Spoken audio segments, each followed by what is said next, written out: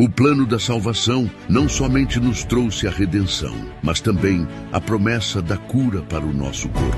Através desse sacrifício, Deus colocou à disposição de todos os que creem o seu poder, não apenas para a salvação, mas também para a cura. Essa cura e o alívio das enfermidades são promessas divinas para o povo de Deus. Assim como Ele cura a nossa alma, trazendo-nos a paz e o perdão, Ele também oferece a restauração para nosso corpo e nossas emoções. Segundo o profeta Isaías, Jesus levou sobre si as nossas dores e pelas suas pisaduras fomos sarados. Por isso, diante das enfermidades do nosso tempo ou de um diagnóstico ruim e difícil, não desanime. Tenha fé e creia que Cristo não mudou e Ele tem poder para curar.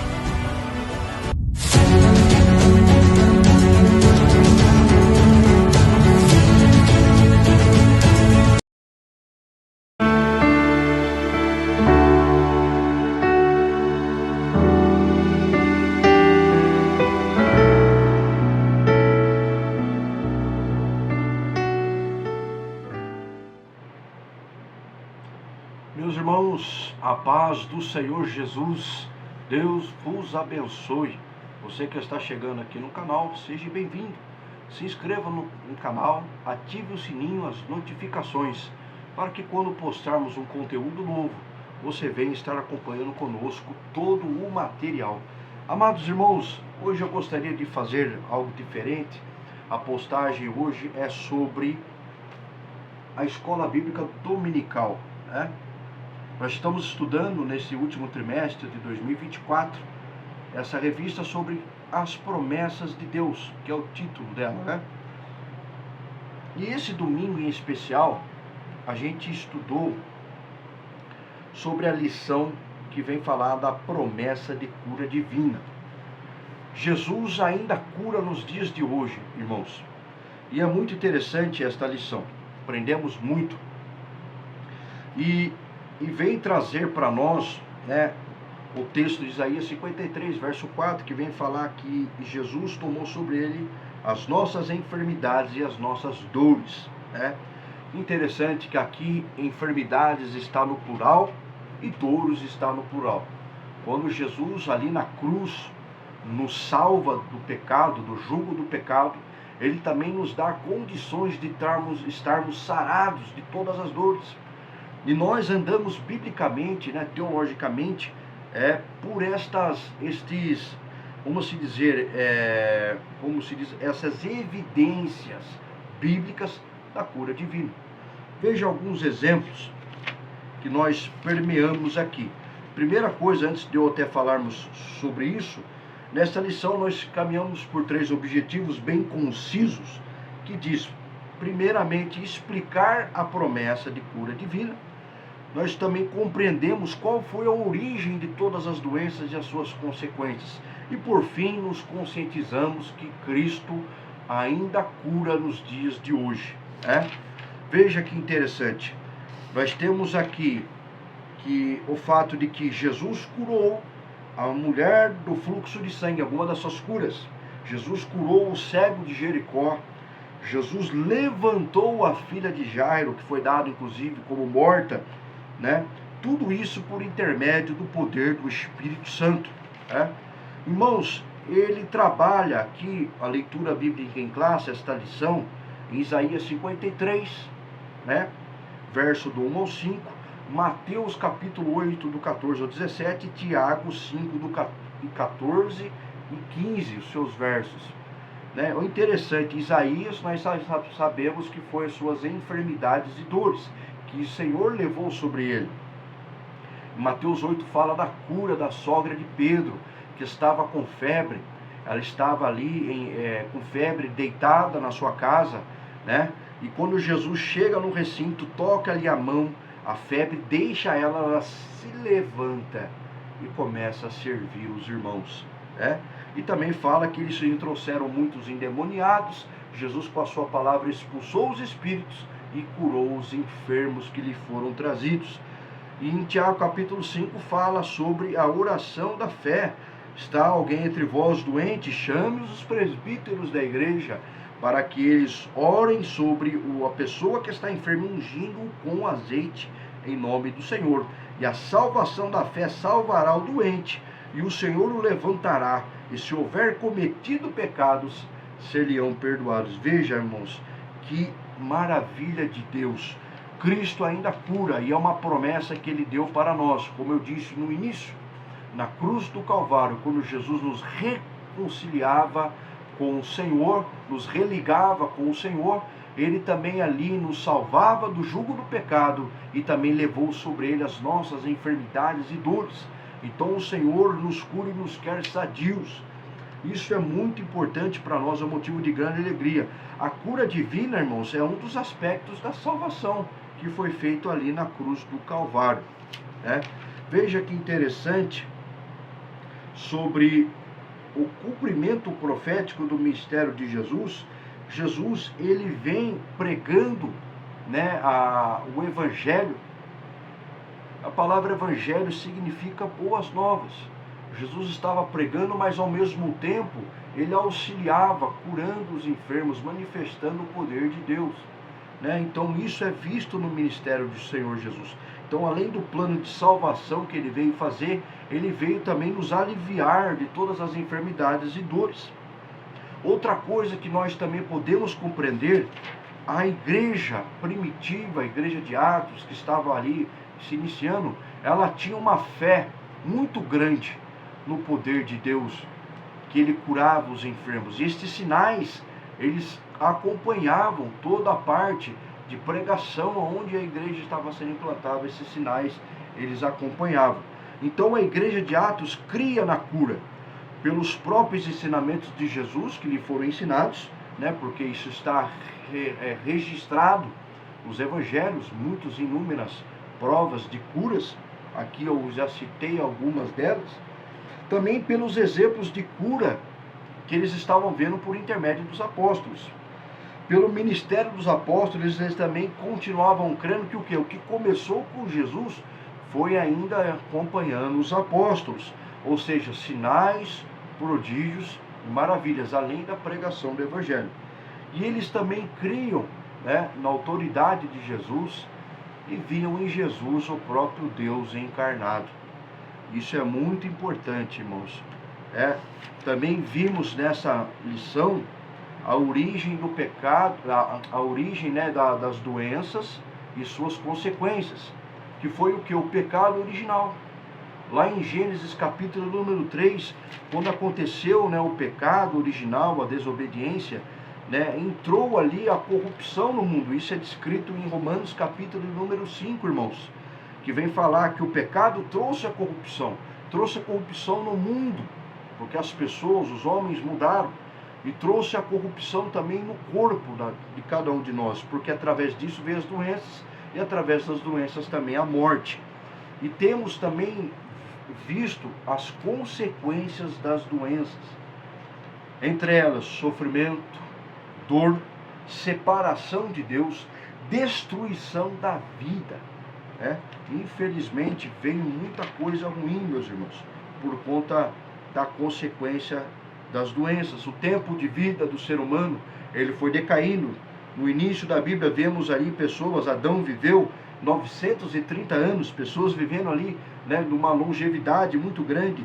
Sete com 912 anos, Enos com 905 anos, né? Então nós vimos isso decair.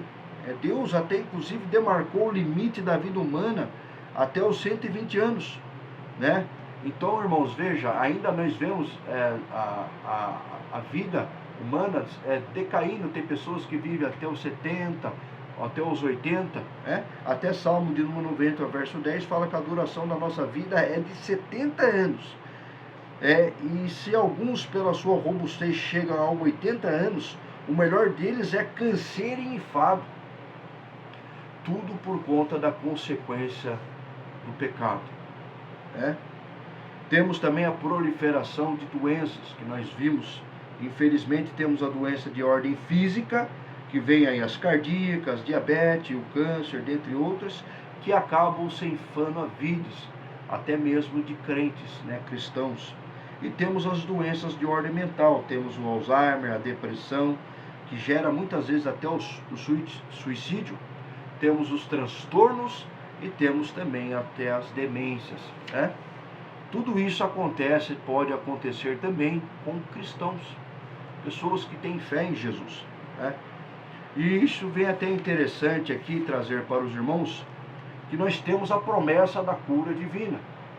E por que muitas vezes Deus cura e em outros casos Deus não cura? Então até parece muitas vezes até mesmo uma aparente contradição. Então nós devemos compreender, e esta lição nos ajudou a compreender, né, que temos, Senhor, um medidor que é a vontade de Deus, que nós não compreendemos, nós não sabemos. Nós oramos pedindo ao Senhor a cura, esperamos no Senhor e acreditamos, mas o Senhor manifesta a sua vontade. Temos aqui alguns exemplos de pessoas que Deus ali não curou, biblicamente os exemplos, tá bom, meus irmãos? Temos em 2 Timóteo capítulo 4, verso 20, em que fala que Paulo deixou o Trófimo doente e foi trabalhar para a pregação do Evangelho. Veja, Paulo não orou por Trófimo para Deus o curar? Certamente que sim. Certamente também Trófimo orou por si mesmo para que Deus o curasse, mas Deus não o curou, né? Temos em 2 Coríntios capítulo 12, versos 7 ao 9, Paulo com o espinho na carne, 3 vezes ele ora ao Senhor, pedindo que o Senhor afaste dele, tire isto dele. E a resposta de Deus: a minha graça te basta, pois o meu poder se aperfeiçoa na fraqueza. Deus não curou Paulo. Será que Paulo não tinha fé, irmãos? Por certo que tinha, mas Deus não o curou. Temos também a situação em que Eliseu, o profeta Eliseu, morreu enfermo, irmãos.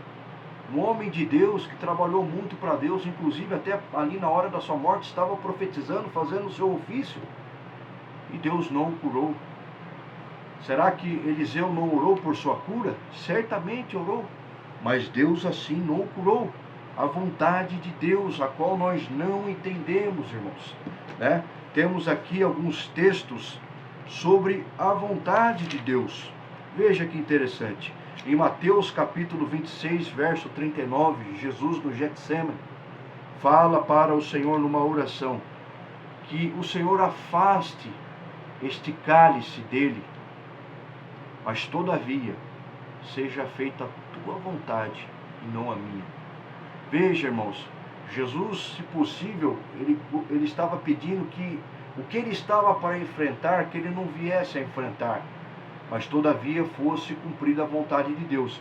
Jesus, orando ao Pai, entendeu que a vontade do Pai poderia não ser realizar a sua petição. Vontade de Deus. E Deus, nós sabemos pela Escritura que foi necessário Jesus passar por tudo o que passou. Temos no caso do apóstolo Paulo, 2 casos aqui do apóstolo Paulo, do espinho na carne. Deus não tirou.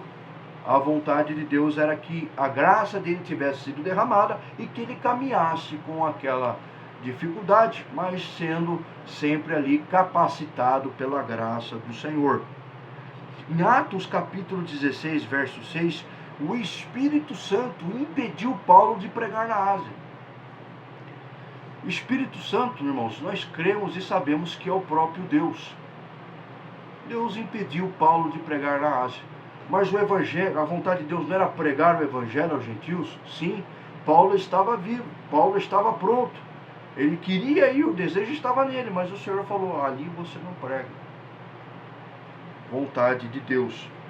Nós devemos compreender, irmãos, que em questão da cura, de um ser curado, o outro não ser curado, num caso, Deus realizar a sua bondade, trazendo a cura, e outros ele não realizar o caso, nós devemos entender que é a vontade de Deus, irmãos. Deus trabalha de formas diferentes. E Deus tem os seus desígnios e os seus propósitos, né? Muitas vezes, o propósito de Deus na vida de uma pessoa que está enferma ou passando por uma dificuldade é maior do que a própria cura. Às vezes Deus quer estar ali causar um vínculo de comunhão. Deus quer ali causar uma transformação, realizar uma transformação e gerar fé. Porque Ele pode curar, irmãos, isso é fato. Mas Ele tem o seu propósito e a sua forma de trabalhar. Veja, Deus trabalhou na vida de Eliseu de uma forma. Deus trabalhou na vida de Paulo de uma forma. Na vida de Timóteo de uma forma. Timóteo, outro exemplo. Timóteo estava com uma enfermidade no estômago, e o Paulo falou para ele tomar vinho, não só água, por causa das propriedades medicinais do vinho. Mas será que Timóteo não orou por si mesmo para que Deus o curasse? De certa forma, sim, irmãos, podemos entender que sim. E Paulo, será que não orou por Timóteo? Sim, assim como ele também orou por Trófimo. Mas ele ainda assim ficou ali enfermo. Então veja que até os homens de Deus, cristãos, homens e mulheres de Deus firmes, fiéis, perseverantes, passam por essas coisas. Tem aqui as doenças de ordem física, que é a diabetes. O meu pai mesmo, ele tinha diabetes. Meu saudoso pai, a qual ele faleceu há pouco tempo. Nós oramos por sua cura e restauração da sua saúde, Ele até morreu na cirurgia, voltou, pelo choquinho lá, desfibrilador, massagem cardíaca. Ele voltou. Só que ele voltou em coma, acordou do coma. Deus trabalhou na sua salvação. Ele pediu perdão pelos seus pecados, se reconciliou com Deus, pediu perdão para minha mãe, sua esposa, a qual viveu junto por toda a vida, e o Senhor levou ele salvo. Ele não foi curado, mas ele recebeu uma bênção maior do que a cura divina, irmãos, que é a salvação, que é você ser salvo, você ter comunhão com Deus, você ter ali, ser transformado pelo Evangelho, irmãos. É maravilhoso você receber a salvação, e vale mais do que a cura. Veja que interessante. Por ser curado e ser curado, nós temos em Lucas capítulo 17, verso do 11 ao 18, os 10 leprosos, que estavam ali ruins, com lepra na sua saúde, precisava ser restabelecida, foram curados. Quantos voltaram para agradecer a Deus? Um somente, irmãos, um somente. Meus irmãos, quanta ingratidão, quanta falta de temor de Deus. Parece até que foram buscar ao Senhor por interesse, eu preciso ser curado, cura eu, Deus, cura eu, vai lá, busca, Deus cura ele pela misericórdia, cura. E aí, nem volta para agradecer. Veja, irmãos, quantos não buscam ao Senhor até mesmo por interesse, Veja que interessante que a lição traz. Uma coisa também que aprendemos nessa lição: o cristão pode também buscar ao médico. Seria por acaso uma falta de fé eu ir ao médico também para buscar auxílio médico, buscar ser curado por remédios? De forma nenhuma. De forma nenhuma. Deus deixou os médicos. Deus deu sabedoria aos médicos para que pudessem nos ajudar. Veja, temos aqui um texto bíblico de... Deixa eu achar ele aqui. Deixei anotado. Aqui. Isaías capítulo 38, verso 21. O profeta Isaías, ele indica ao rei Ezequias que coloque ali uma pastinha de figos sobre a chaga, sobre a doença dele, que ele se recuperaria, que ele melhoraria. Nós temos aqui um profeta de Deus, ungido, que profetizou, as suas profecias aconteceram. Ele tinha fé em Deus, ele tinha unção de Deus. Mas aqui ele recomenda a medicina também. Não é pecado algum. Até mesmo está escrito na Bíblia que nós também vemos exemplos de pessoas recorrendo à medicina. Temos no caso de Timóteo, que Paulo indicou o vinho. O vinho tinha suas propriedades medicinais. Em quantas batalhas aí que o povo enfrentou ali, até mesmo o povo de Deus, pega Saul, pega o rei Davi. O rei Davi é um ótimo exemplo, que era um guerreiro de excelência. Quantas batalhas ele ganhou, quantas vidas ele tirou, pela conquista da batalha, E também foi machucado muitas vezes. E sobre as feridas de espada ali, de escudada, aquela luta que acontece, era derramado vinho sobre os machucados, para que a composição química ali medicinais do vinho pudesse estar matando as bactérias, os germes, e estar ajudando na recuperação. Então essa lição, meus irmãos, foi maravilhosa para nós. Nós aprendemos muitas coisas boas para a vida do cristão. Eu deixo essa mensagem para os irmãos. Tem sido uma grande bênção, né? A revista Escola Bíblica Dominical deste trimestre, do último trimestre aqui de 2024. Deus seja louvado e engrandecido. Irmãos, fique com essa palavra. O Espírito Santo de Deus fale maior e melhor ao coração dos irmãos. E continue crendo que Jesus cura nos dias atuais. Por mais que muitas vezes não sabemos seus propósitos, Ele continua tendo o mesmo poder, a mesma essência. O Senhor não mudou. Como diz Hebreus, o Senhor é o mesmo, foi ontem, hoje e eternamente. Devemos continuar sendo perseverantes, fiéis, crentes fiéis, até a volta do Senhor Jesus. Quer Ele volte para nós hoje ou amanhã, né, para a igreja, ou até mesmo a forma individual, volte para mim e para você não, né? Possamos estar firmes. Como até mesmo a passagem, a parábola ali do servo bom, do mordomo ali fiel, quando o Senhor voltar, Ele nos ache fazendo assim. Deus abençoe, meus irmãos, a paz do Senhor Jesus.